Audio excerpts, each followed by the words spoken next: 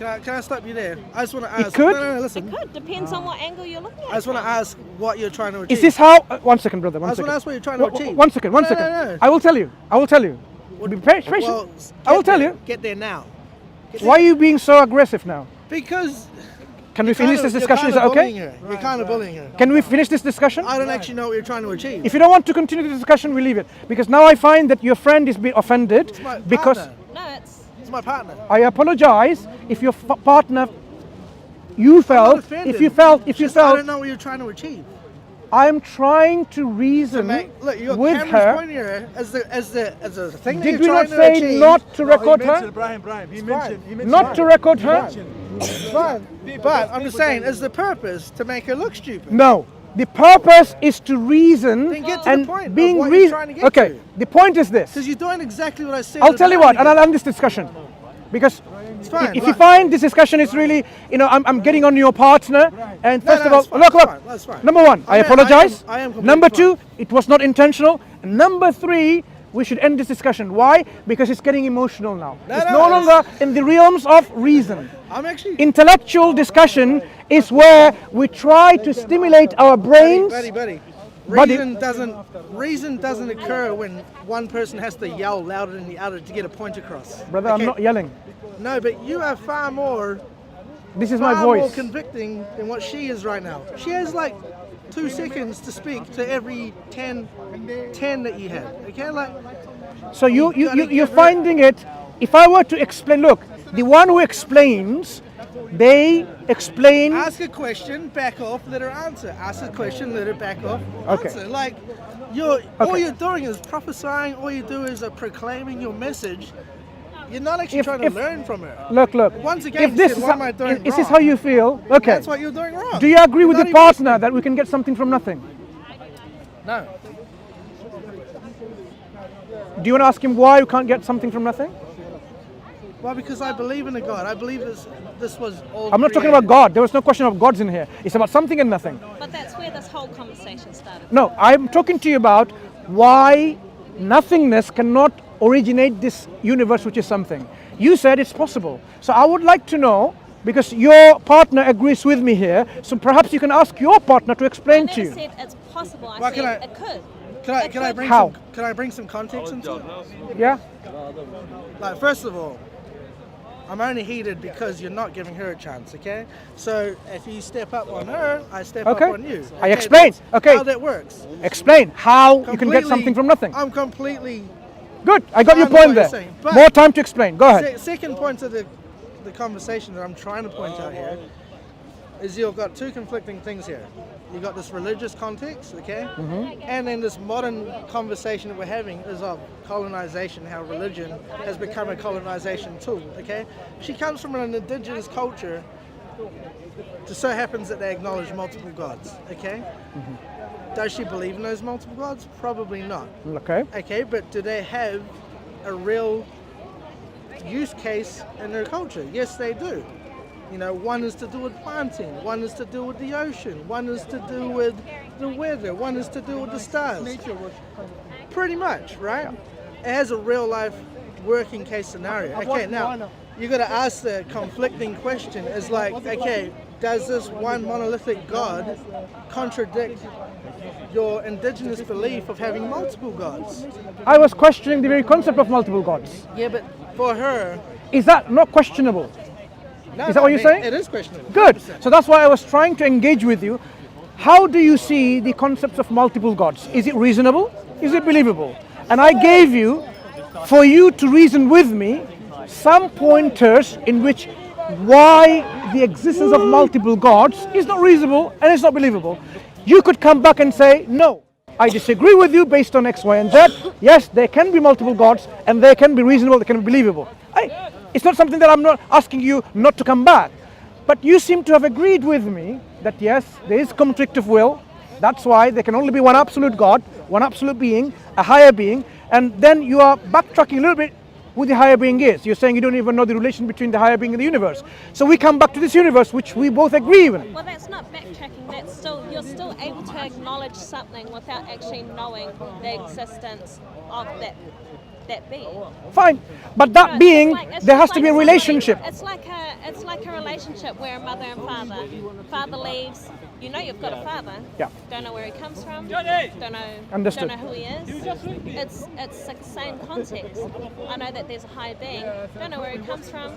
Don't know who created him. What he stood for. What came after him. Other than me. Okay, so what's the relationship between this higher being and this creation? Because we want to know who created this creation. Is it this higher being? If you don't know, then let's talk about the creation and see who can actually create such a creation. Can this creation come from absolute nothingness? And the answer is actually no. Nothingness cannot create anything. Nothingness itself doesn't have the power to do anything because it doesn't exist. Nothingness is the absence of everything. So this universe could not have come from nothingness. Does that make sense? It would if I followed a religion. I'm not talking about religion at all. I'm just using human reason. You are human, I'm human. You have brains, I have a brain, and we are trying to engage with each other with these reasons and see whether... You see, when you go to work and study, you use reason. The job that you're going to go for next job, if you're ever going to go for one, you'd be using your reason. Does it say good salary? Is it a good company? Good reputation? Is it some... You'll be looking at all of these positives and you will try to avoid the negatives. You'll be using reason. You would reason in everyday life. So there's no fault in using reason because you do that anyway in your everyday life. The coats that you wear, the food that you're going to eat, the places that you're going to live in, you always use reason. You want to use the reason to get the best out of it. Use the reason and say, this universe, could it come from nothingness? And I just gave you what this nothingness is. So can it come from nothingness? No religion attached here. Nothing to do with religion. It's to understanding about something as opposed to nothing. And something emerging from nothingness. Well, I'll add Maoridom, okay? There is a creation story that is completely different to any religious context or religious story that was told. There's a creation story. What is that? So, in Māoridom, we do come from nothingness. In Māoridom, we do come from nothingness. So there's darkness, and then one of the gods, you know, all his siblings, his parents, they're together. And then out of the nothingness, he puts his legs up between his mother and father, separate them, and in comes light. So there was something already. So there was already something, rather than nothing. She said one of the gods. Yeah. So did that one of the gods exist before this nothingness? Well, that's what I mean. They called So- it nothingness. And that's why I said to you, it depends on how you view. But it the wasn't idea of nothingness that brought it. nothingness. But it wasn't nothingness that brought this universe. It was this gods. But like I said, it depends on the person's view that you're asking what the idea of nothingness is. Because to Māori, darkness is nothingness. Yeah. But I explained what nothingness is. Yeah, but You that's can- your idea of nothingness. Okay. When somebody says, oh, this is a banana, someone can say that it's a banana. But in real life, this is not a banana. So we are trying to be real in our understanding of reality. So if somebody says nothingness, we can't just say, oh, nothingness means 20 kilogram weight of a weight. That's not nothingness. They can define it like that, but that definitely is not nothingness. So we have to have a common ground in which we understand the reality as reality is, rather than someone's faulty description of reality. So if in your belief system someone described this umbrella is nothingness, I would say it's a faulty description. Well, who's to say that? And I'm not saying that, you know, I believe this or I don't believe this. Our ancestors But can be wrong. Who's to say that back in the time of the creations, that nothing, the word nothing, or the idea of nothing, didn't have a different meaning? Then it wasn't nothing, then it was something else. Yeah, We but are using the that's- word nothing as understood yeah, by but nothing. That's the idea of nothing today. Who's to say that nothing didn't mean something else? Yeah, so it was something else then. So we have to be really clear in the words we use. If they meant nothing as something, then we would call, they didn't say that was nothingness, it was something. So that means whatever concepts they have, we have to take it as it was. So if they believe nothingness was something, then it wasn't nothing. Well, it wasn't nothing according to today's language. No, it wasn't nothing in terms of reality. That's what I'm saying. Reality. Look, language must be in conformity with reality. Otherwise, you can believe that you are actually now floating in space. You can believe in whatever you like, but that's not the reality. You're asking the question of nothing to a girl who was raised on the idea of nothing being the idea of nothing, meaning lack of life. But I explain what I mean by nothingness. I'm not referring to your cultural understanding, your religious understanding of But you're nothingness. also asking me to agree or explain something based on your idea of No, nothingness. based on the understanding that you and I can both have now, based on the reality. Well, not really, because we're not understanding it. Do you not live in the real world Going back today? Do you not live in the real world? in the world today. In this real world, nothing, as I described, is absence of everything. Can you not work on that definition? Or do you say, oh, this is nothing? Oh, this is nothing. Oh, this is nothing. You get confused. It's just like saying. Then words have no meaning then. It's just like saying. You imagine, spirit means cabbage. It's just like When it saying says love means potato. It's just like saying if somebody. The words says, have no meaning then. It's just like saying if somebody says something mean to you and you don't let it affect you, you're like, oh, it's nothing. No. Your partner earlier on says we need to speak with love and spirit and so on. Imagine somebody, love to them means potato. Spirit means cabbage. Then you'll say like, what are you talking about? I have no understanding what it means. The words that we use in any interaction, any discussion, we must know what they mean. I'm speaking to you in English, but I cannot use a word. Imagine a same word is existing in my language. I'm trying to mean that word, and you think, oh, when I say me, you think it means me, mean I. But actually I mean something else. Then we can't have a communication. The communication will be failure. So we are using a model of communication called verbal language and non-verbal language, as you can see my hands are moving and so on, so that we understand each other, understand the reality as it is. So I am saying, you know what reality is. The reality, there is something, and opposed to that there is nothing. This definition is not hard to grasp, it's hard to believe, where nothingness means a concept in which there was absolutely nothing. From that, your partner agrees with me, and you perhaps, when you think about it a bit more, you will agree that from that kind of nothingness, nothing will come. Something will not come from it. Because it doesn't have any energy, it doesn't have any own existence, so it cannot bring anything out of it. So this universe cannot come from such a nothingness, if I describe what that nothingness is. So it must be either always there, or it was brought into existence by something else. You and I believe that this universe couldn't have been always there, for various reasons we can go into. So it was brought into existence someone who has the ability and the power to bring to existence.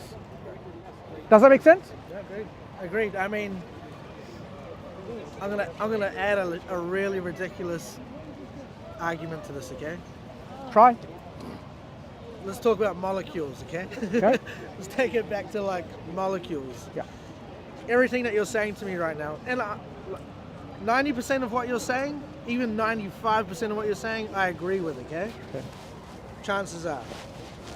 So let's go to atoms, let's go to molecules. You're telling me to define everything by what you're saying, your beanie, your jacket, these microphone receivers, but they're all made of atoms, they're all made of molecules, right? So these things have been formed into shapes. We then define these shapes, we then apply purpose to these shapes. We use these shapes in different ways. Now, depending on your intellect, depending on your ability to grasp concepts, may define your ability to understand or accept the concept, right? So, you're a smart guy, clearly, and you've been able to grasp some very complicated ideas. Not everyone's like that. Some people have very simplistic ways of thinking. Some have very simplistic lifestyles. And so their ability to define the things that you define are not the same. And they don't see them the same. And so though you like to state the world as if it's one finite, all-inclusive, we all know the same thing world that we live in, it is not that. We all have different intellect, we have different lives, we have different lifestyles, we have different minds. So how I define something, though you may disagree with it, it's all made of the same thing. It's all made by the same material that God gave us to play with. But there's a common basic truth that we all have access to. Right. That's my point. And I engage in a discussion on that very common basic truth that is acceptable to everyone. So when I find someone is really,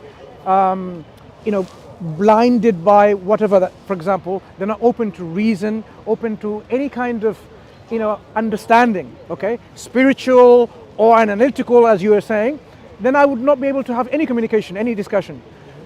But if I see that people are, as a human being, using their intellect, the God-given faculty of rationality, then I say all of us have access universally to this basic truth using this tool. And this is what I'm appealing to always. This tool is acceptable to you, accessible to you, to me, to your partner and everyone else. It's not I'm trying to use a mathematical equation to describe the reality and so on. I'm using things as best as I can. This is where I might fail sometimes, as you're saying, to engage with the people to that level of basic truth about the reality. That there is a creator, that we should fulfill our obligation to this creator, because we're going to die one day and that's not the end of it. We will be resurrected again and asked, how did you spend your life? Did you really fulfill the reason I created you for, or did you just waste your time looking after money and wealth and fame and whatever? Or did you just totally was too lazy looking after your own ego and oneself? So this basic truth about the essential destination that we are all going to go to, you might have different ideas, but it's something that we can all resonate with. But there is this life and we are going to die one day. That's for a fact. You might have different kind of beliefs, but in this reality, you and I is not going to live more than 150 years. No human being is able to live more than 150 years. So as we die, where do we go? This is where we say, this is where I want to point this out. The human mind has its limits of its speculative understanding. The human mind surrenders to revelation from our Creator. Our Creator, being just and wise and merciful, gives us guidance from Himself to understand who He is, who we are, why we're created here, what's going to happen after we die. And that's why He sent prophets and messengers. Oftentimes He gives them books, revelations, guidance, and tells them, this is what you're supposed to do. Follow this and you'll be successful in this life and the next life. As Muslims, we try to share this message, this truth with everyone else. It's up to the people what they believe in. Because at the end of the day, you'll have to account for your belief and your actions in the day of judgment that we believe in, that everyone will be accountable for what they have done. No one's going to get away. Do you think those people who have done so much wrong, so much injustice, and they die like a king, they'll get away? No. Every single human beings will be resurrected to account for what they believe and what they did. In that day, God, our Creator, the one and only, the absolute sovereign, will be the judge, and He will judge them fairly. No injustice will be done on that day. This is the message that we are trying to convey and share to the people. And we're saying Islam is that message from our Creator from day one of the creation of human beings. All the prophets and messengers in the past, they brought the same message. Jesus brought the same message.